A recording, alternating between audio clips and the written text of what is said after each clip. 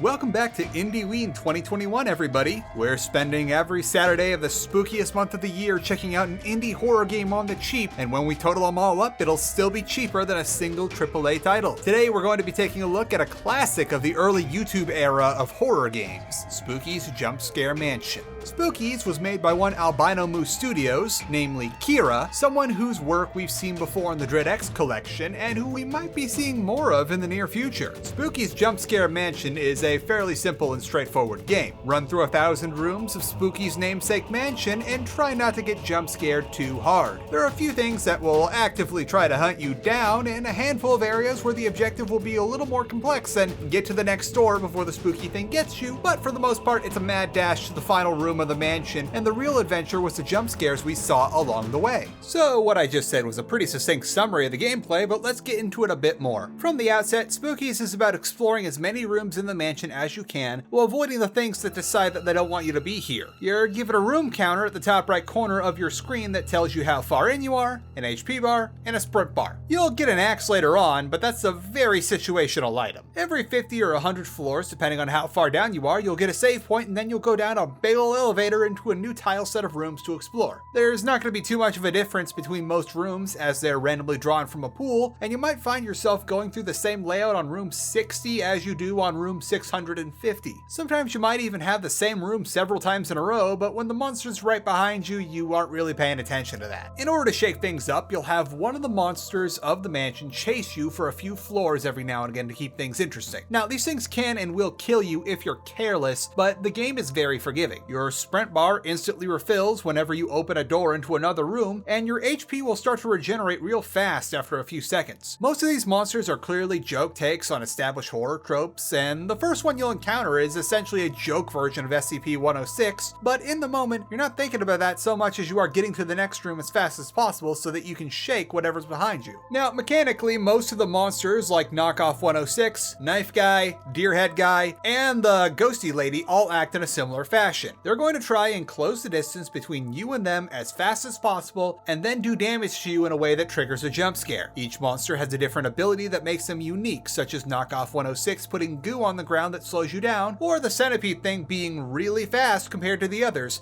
so be prepared to take a hit whenever you encounter them in a long room. There's a couple of exceptions like this puppet guy or the slow thing that you have to stay close to unless you want it to turn into a real fast thing, but the majority of the time, you start to hear the theme music fade in and you're just going to start booking it to the next door as fast as you can. Occasionally, about once every elevator or so, you'll be taken to a special set of rooms that you can go back and forth between, and there's some sort of objective that you have to do. You'll know when you're in one of these as the room counter will stop going up every time you pass through a door, and there'll often be a unique tile set that doesn't feature any of the usual room shapes. These often serve as a primer to meeting a new monster, but can also shed a bit of light on the mansion or just a bit of fun between tile sets. These special areas range from a few hallways of a very creepy school, the Spooky McBorger's Playhouse, or a whole mansion inside of the mansion. Some of these are also clear references to other horror games, or at the very least remind me a lot of certain moments in classic games, like this one here reminding me of a certain part of Amnesia, and just like everything else in Spooky's, it's a bit more to poke fun at the subject matter than anything else. So while the game is called Spooky's Jump Scare Mansion, there are a few legitimate Spookies to be found while playing the game. Let's get those jump scares out of the way first though. So the majority of these are literally just some cutesy little cutout that will spring out of the walls at random. They might give you a little jump at first, but for the most part, it's about on par with those similar plywood cutouts you might find in real life at those roving haunted houses at the county fair. Although I should probably explain to my international audience what a county fair is, because I've had issues trying to say that before with other international friends. Here in the land of the McWhopper, and being allowed to own firearms capable of bagging a seraphim when they eventually come into season, every year around summer, we in America do what's called a county fair, where all the local farmers come by to see who made the biggest animal, vegetable, or mineral. While you're there, there's all sorts of fun little rides and attractions to do that are essentially carnival games or extremely dangerous looking portable rides, such as very rusty log flumes, very rusty Ferris wheels, or those swirly things that you all saw that viral video of people holding it down when they inevitably lose their balance. What's most notable about county fairs is not the sudden tolerance of terrible cover bands, monster truck rallies, or local politicians thanks to the magic of pouring clear spirits into lemonade, but also the opportunity to try traditional traditional American foods such as crappy food truck barbecue, deep fried hot dogs known as corn dogs, bacon wrapped turkey legs, deep fried Snicker bars, deep fried Oreos, deep fried other candy items, deep fried pizza, deep fried cheeseburgers, cheeseburgers made with buns made out of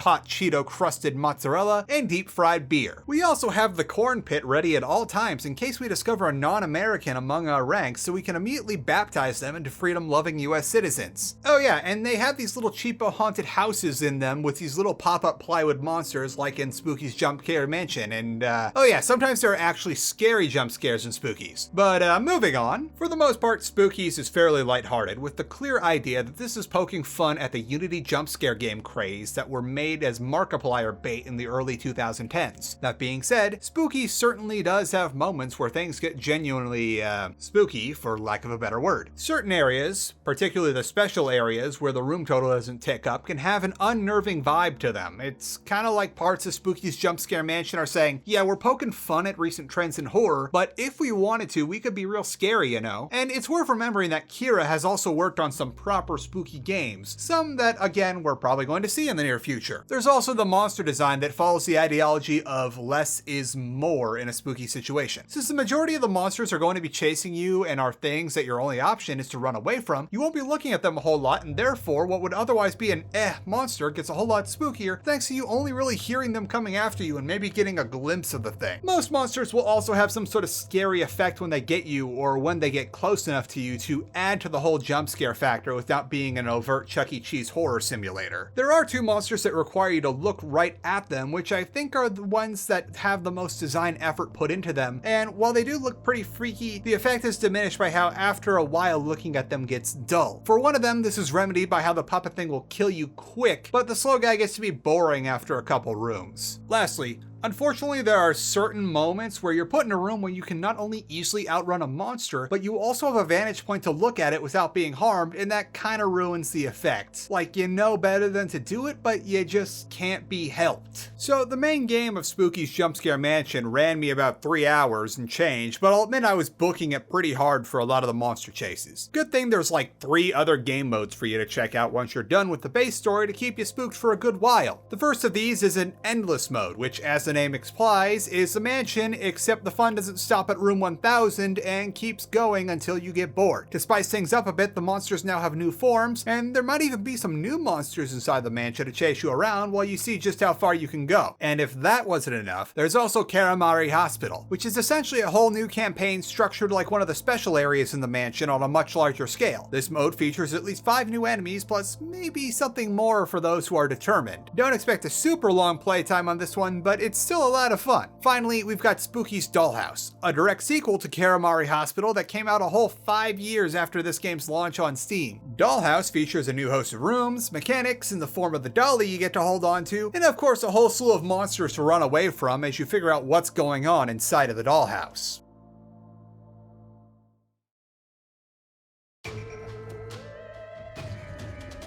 So that's a fair bit of stuff for one indie game, right? Well, yeah, I'd certainly say so. For something that was built seemingly as a fun jab at early 2010s horror games, it's certainly got a lot of content added to it and definitely earns that $10 asking price. But what if I told you it gets better? Yep, what I've been showing you all here is the HD renovation edition of Spooky's Jump Scare Mansion. If you're really strapped for cash this Indieween season, you can play the original version of Spooky's Jump Scare Mansion for free. The trade-off is that the OG Spooky's is on an older engine, so it's not quite as refined as the HD renovation, and also you won't get Karamari Hospital or the Dollhouse expansion. Well, not for free anyway. If you want to play the free version but also want the expansions, you have to buy them as a $2 DLC, which isn't half bad for the price. So in closing, I'd say that Spooky Jump Scare Mansion is a staple of parody horror games, and for the asking price, the HD renovation is totally worth the buy. Don't believe me? Try the free version, and then maybe if you want to play more, you graduate up to the HD edition or buy the DLC. No matter how you slice it though, the game's dirt cheap. Spookies is a light-hearted game while still managing to actually scare you every now and again when the moment's right, and you could certainly do a whole lot worse for $10. And with the addition of Spooky's Jump Scare Mansion to the IndieWeen total, that brings up to a range of between $0 and $25 for 2 games. Mind you, that's considering that I've marked World of Horror as a buyer beware due to the unfortunate status of its development, and also hinging on the fact that if you really wanted to, you could skip World of Horror and pay nothing for Spookies while still having a good time. Heck, if you really wanted to, you could be at a total of $2 right now if you want the OG Spooky plus the expansions, or $17 if you're willing to go in on World of Horror regardless of its development status, and you also want to experience Spooky Jump Scare Mansion as cost effectively as possible. No matter what you spend though, I'd say we're off to a good start, and I can't wait to show you all what's coming up next. I hope to see you all in the next video, and if you like what I'm doing here, please consider taking a look at my Patreon, where you can get all sorts of perks for your pledge, like early videos, cooking recipes, and maybe just swing by the Discord and say hi. It's cool if you don't though, we all get our things to do. So, in the meantime, please remember to stay safe, wear something that makes you clearly visible from a distance if you're going out at night, wash your hands and wear a mask in public indoor spaces in accordance to CDC guidelines, and enjoy this cat video. The boy observes his tube, except he's not looking at the tube anymore.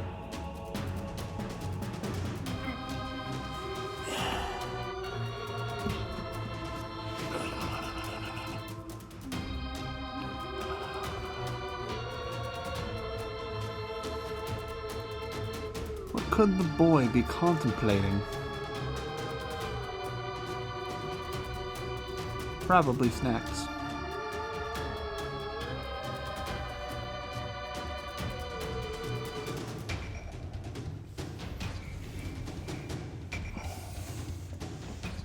Sir, would you like a pet? Well, I guess not.